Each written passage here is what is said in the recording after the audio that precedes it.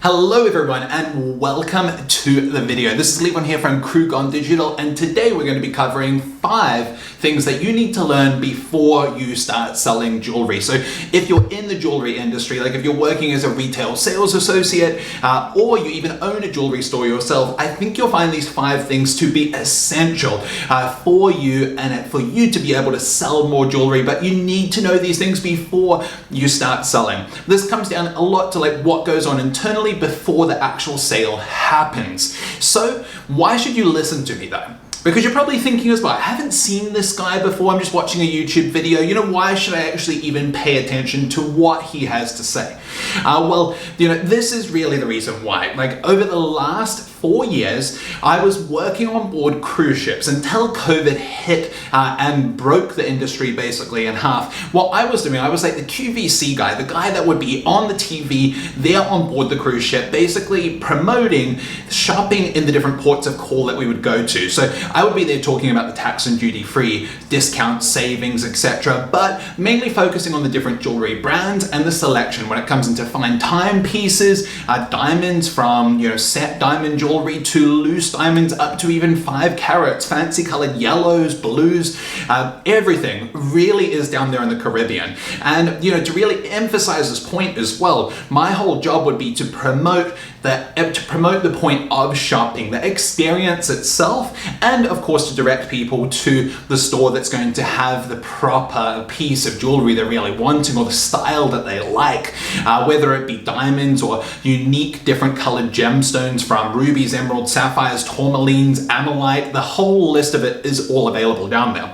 But this is why you'll find this interesting though, because we might be in a port of call for maybe 5 hours. Now in that 5 hours, some stores could end up with over 100 tickets and over $100,000 in revenue just within 5 hours. Now think about that as something different or something unique, because if you're working in a jewelry store, more than likely you have clientele that keeps coming back to you because they've purchased one thing, a small thing the first time, and gradually, maybe even after 6 months, a year, 2 years, maybe it takes 2 years for them to be able to buy from you that first 1 carat diamond and really, drop 10 grand, drop $12,000, $15,000 there in your store. So what I have to say might be able to really help you convince people in an ethical way to be able to buy from you that bigger piece that the customer really wants sooner rather than later. But hey, that's enough talking about me. But of course, before I get into these 5 points, make sure you stay to the end of the video, because I'm going to share with you a story that might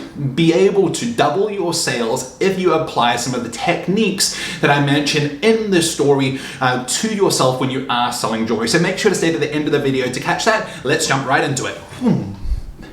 5 most important points as well that you need to know about before you start selling jewelry, and I'm going to tie this in with how relevant it is, especially if you are working as a jewelry sales associate or you own a jewelry store, you're a jeweler, how important this really is during the pandemic as well. So during COVID and what this has done to so many people mentally as well around the entire world. Now to start with, your perception on price. Now, if you're like most people, you're going to be hearing more now compared to what you already were hearing before from friends, family members, co-workers, etc. about jewelry that is too expensive. No one really needs another ring. And of course, during the COVID pandemic, no one really wants or needs any jewelry. So I don't know what you're really doing selling these kind of things. That might sound familiar to you, and it shouldn't be a big surprise, especially because you've been hearing so much about this as well already pre-COVID, because most of your friends, if you tell them you sell something expensive, especially if you're selling jewelry, will quite commonly, put it down and, let's say poo-poo it a lot as well. That can be a big thing. Now, these are all really valid points, and we have to agree with it as well. There's no point in arguing with, okay, jewelry is not expensive. It is expensive, relative to whatever the person's thinking about at the time. If you're thinking about should I buy a ring or buy a house, well, the ring is much cheaper. So if we're going to go with that, yeah, then I'll buy a ring because the ring's cheaper. Now let's really get into the first understanding. Why do people buy jewelry? There's significance, certainty, looking and feeling better instantly without the risk associated to it. So let's start with the significance part of it as well. So significance it is something that is difficult for a person to really receive, especially now compared to before, like in the past. For a person to feel significant or unique, they need people to notice them more. Right now, for a person to notice them more, it means the person has to be feeling great, has to be looking great, and has to be confident on the inside and the out. Now, how many ladies, when they've came into your store and they've put on a piece of jewelry, does it look like the curtains they've opened, there's a new person standing here, because her smile goes up like this and she gets all a little bit bubbly, the head moves a little bit and there's that smile, and then the husband starts to sweat a little bit because of course he's like, oh my gosh, she loves it, I know this is going to be an expensive one again, but there's that instant level of significance. Now, significance, here's an easy way of really tying that in when thinking about understanding the emotion, but how can you tie it into an object. This is where I like to bring up the words statement piece. Now, a statement piece is a piece of jewelry that a person wears that is big, that stands out. We're talking pendants that are 5 to 15 carats to 20 carats as well.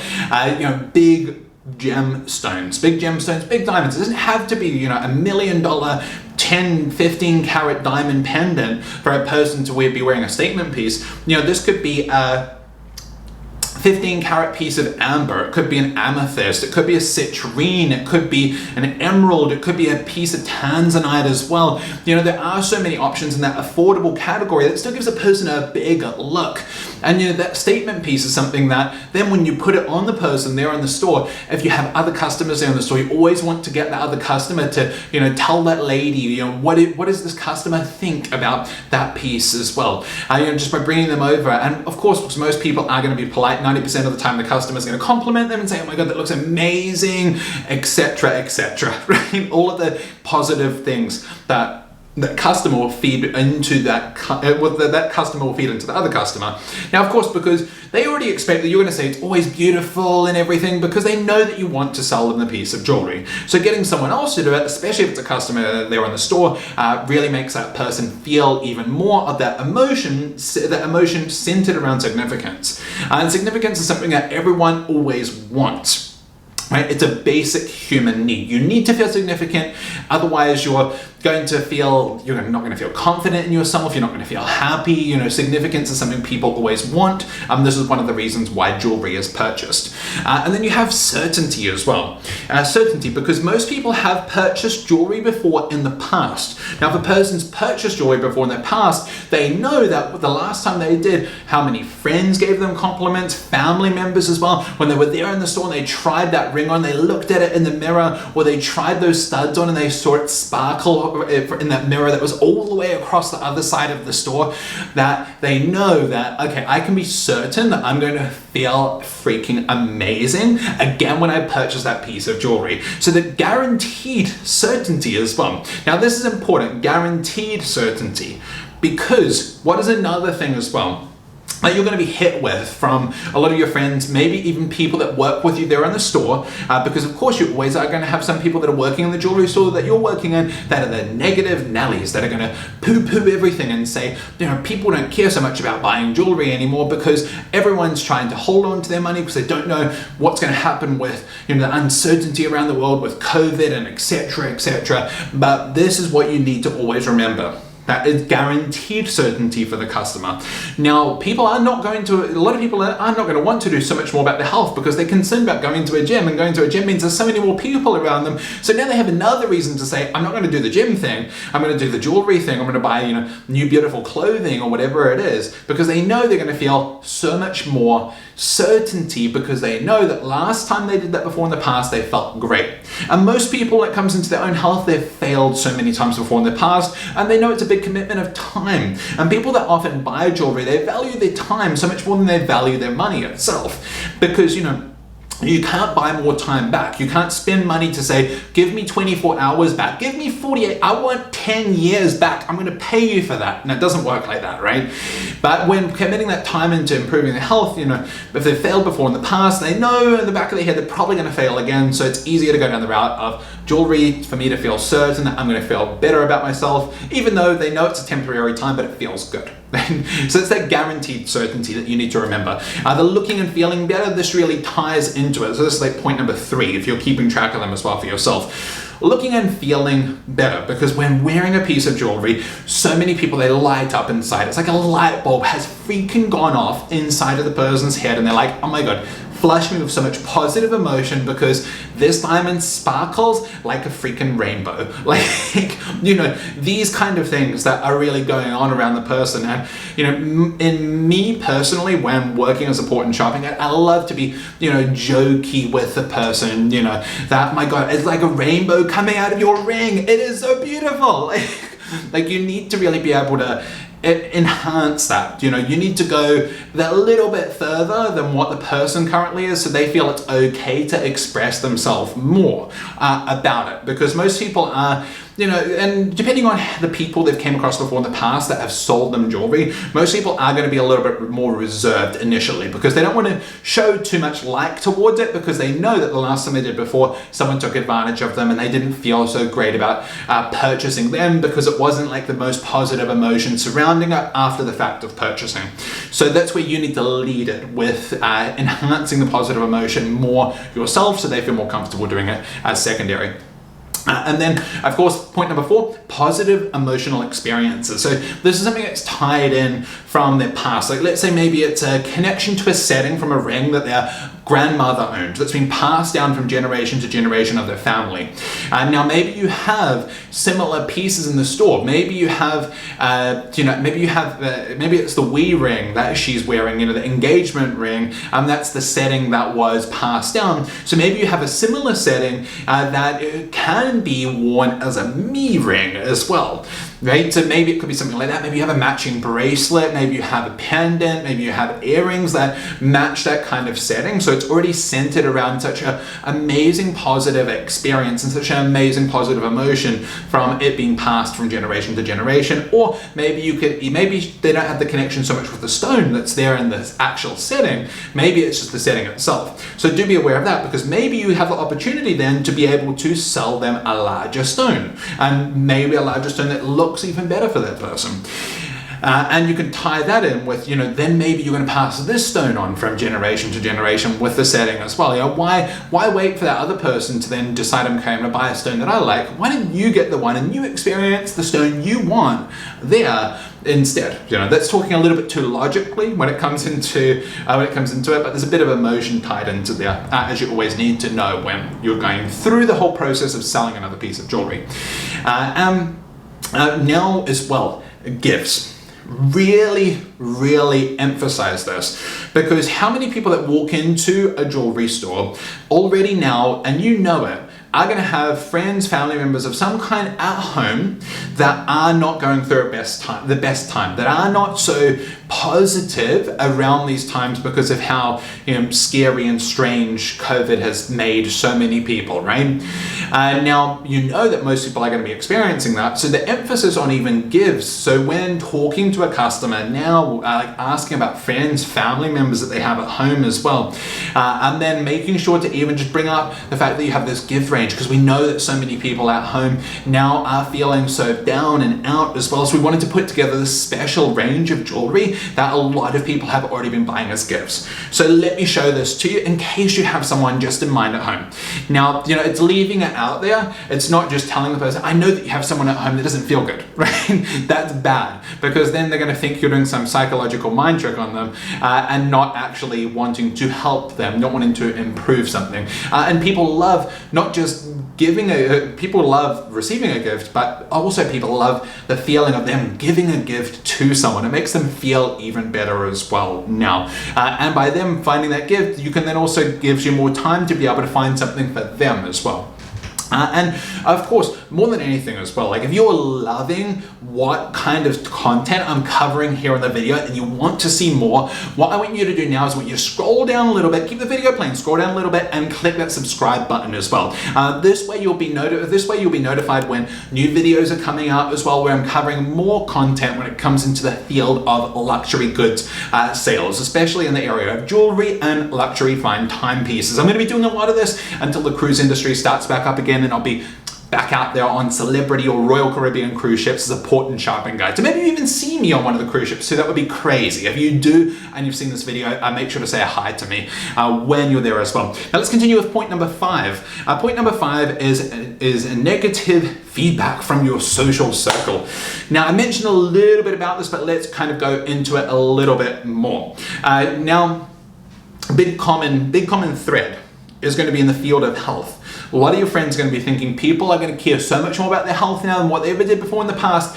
Total BS. I mean, it's not going to happen that way. I can tell you that for sure. People might wash their freaking hands a little bit more, which, hey, I'm all for that. I worked on a cruise ship. They have sanitizer things freaking everywhere on board a cruise ship. I was doing that for so many years. Before even COVID hit, that was a common thing. People wash their hands, sanitize their hands freaking everywhere you go. So I'm happy. More people wash their hands and all that, but health-wise, think about it for a moment. How many people have joined a gym in the past, you know, new year comes, new year, new me, etc., and they failed. You know, they went month 1, month 2. It's a common thread. You know, it's something that everyone talks about every single year. You know, I'm going to start losing weight. I'm going to start doing this. And it's great. You know, I want people to still be healthy, but you have to realize that not everyone is really going to be doing that. Right? Not everyone is going to seriously commit to it. It's even easier to uncommit yourself from improving your health and everything. Like, let's say, you know, go to the park. I'm going to work out. I'm going to work out there in the park. How many other people now are working out in the park because the gyms are closed as well, right? Then what's going to happen is the person's going to see so many more people that are around, going to get a little bit more nervous because, you know, 1.5 meters, that's how far away the other person needs to stay, or whatever the meter distance is or foot distance is in the country that you're living in. So then it gives a person another excuse in their own head to say, oh, no, I shouldn't be doing that out there. Let's just go home. I'm going to work out at home. Now, how many people that start working out at home don't continue working out at home? Oh my gosh, there's zero commitment that's needed with it. That's the funniest thing, right? There's no commitment, there's no accountability needed. So people quite often will just give up when it comes into working out at home. You know, and again, you know, to preface this, I'm not saying I don't want people to look after their health and I don't want people to be, you know, fit, healthy, strong, and etc. I want people to do that, right? I really do, but you have to understand from the position and industry that we're coming in from, that you know that this isn't going to be the case, that COVID isn't going to change the world like that for people.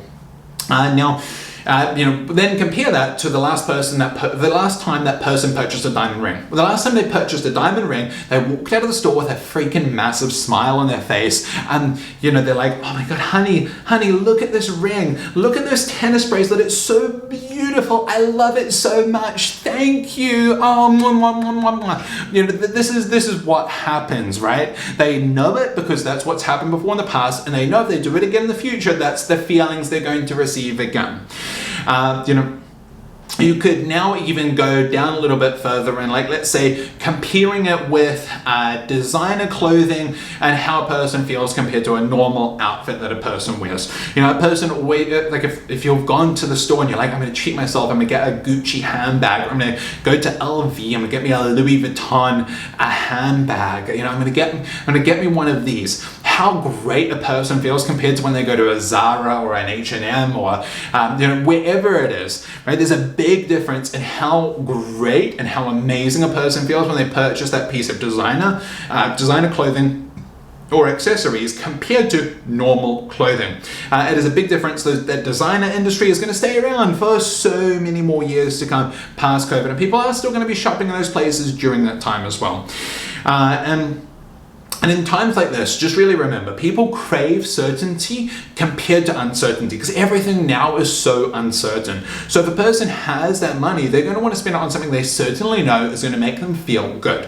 And jewelry does that for people that have purchased jewelry before in the past, even people that have never purchased jewelry before in the past. If someone walks into your store, you talk to them a little bit and you're like, hey, money aside, if you could have one piece of jewelry, whatever it is, what would you buy? Like, what would it be? You know, it doesn't matter. You won the lotto, you're a billionaire now. You're a billionaire, you can buy anything you want. What would it be? You know, because I love seeing what a dream piece of jewelry is for a person when it's like, I'm a billionaire, I don't care. You know, let's find it.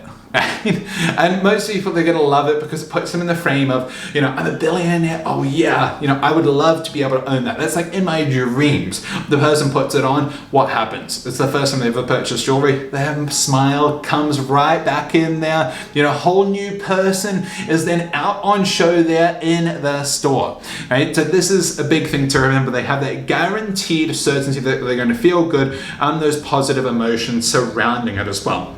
Now, here, we've done the 5 things. Now I'm going to share with you, since you've stayed to the end of the video, the story that could easily double your jewelry sales overnight. Now this is treating every person, no matter what, that comes into your store like a freaking millionaire.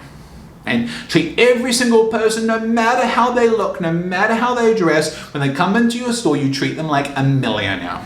Right? That they could buy everything in the store, that they have the money to be able to do that, and you always want to treat every single person like this. Now here's my story that really emphasizes this. Now if you haven't been on a cruise before, what I do, so I'm talking about all of the shopping in the different ports of call. So quite often people will go to the beach, then they'll come into the jewelry store. Right? They'll go to the, they're woken up because they slept in because they were partying late night on the ship, a little bit hungover and everything. They come into the store with a cloth with a bikini on, and they come into the store with, gosh, it could be anything, I've met men shopping just in the shorts and the flip-flops as well, and dropping 10 grand on a ring for the wife. I mean, common things like this happen, right? But this story is interesting because I always emphasize treat every person like a millionaire when they come into the store. This lady comes into the store, she looks a little bit drunk, maybe even, I don't know, maybe she even took some drugs of some kind, I don't know, but hey, treat every person like a millionaire. I compliment her on this ring that she's wearing. This ring is this little plastic fish ring, right? I'm like, oh my God, that is so cute. Where'd you get it from, etc. It's maybe 50 cents or whatever it is.